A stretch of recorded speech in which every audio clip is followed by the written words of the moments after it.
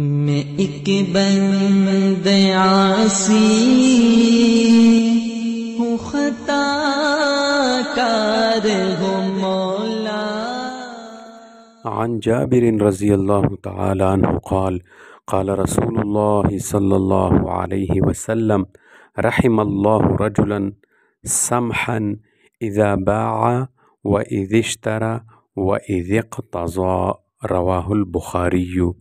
حضرت جابر رضی اللہ تعالی عنہ راوی ہے کہ رسول کریم صلی اللہ علیہ وسلم نے فرمایا، اللہ تعالی اس شخص پر اپنی رحمت نازل فرمائے جو بیچنے میں، خریدنے میں اور مطالبہ کرنے میں، تقاضا کرنے میں نرمی کرتا ہے۔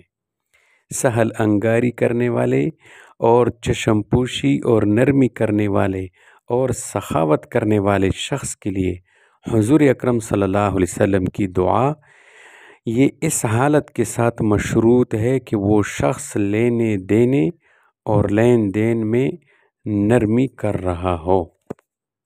حضرت حذیفہ رضی اللہ تعالیٰ عنہ کہتے ہیں، یہ بخاری شریف کے اندر ہے یہ بھی، کہ رسول کریم صلی اللہ علیہ وسلم نے فرمایا، تم سے پہلے گزرے ہوئے لوگوں یعنی گزشتہ امتوں میں سے ایک شخص کا واقعہ ہے کہ جب اس کے پاس موت کا فرشتہ اس کی روح قبض کرنے آیا تو اس سے پوچھا کہ کیا تم نے کوئی نیک کام کیا ہے؟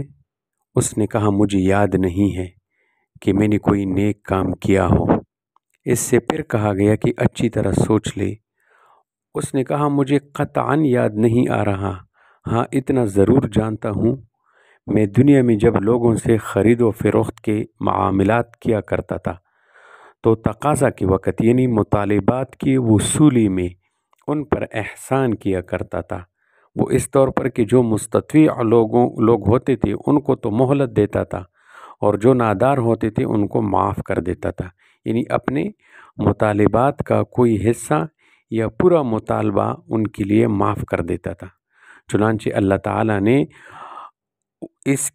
اسی عمل سے خوش ہو کر اس کو جنت میں داخل کر دیا۔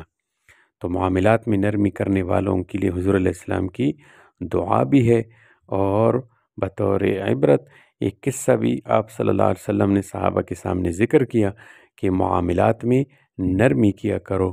اللہ تبارک و تعالیٰ بعض دفعہ اس سے خوش ہو کر آدمی کے لیے اگر اس کے ساتھ اعمال نہ بھی ہو تو ایسی نرمی کی وجہ سے اللہ تبارک و تعالیٰ اس کی مغفرت کا اعلان فرما دیتے ہیں۔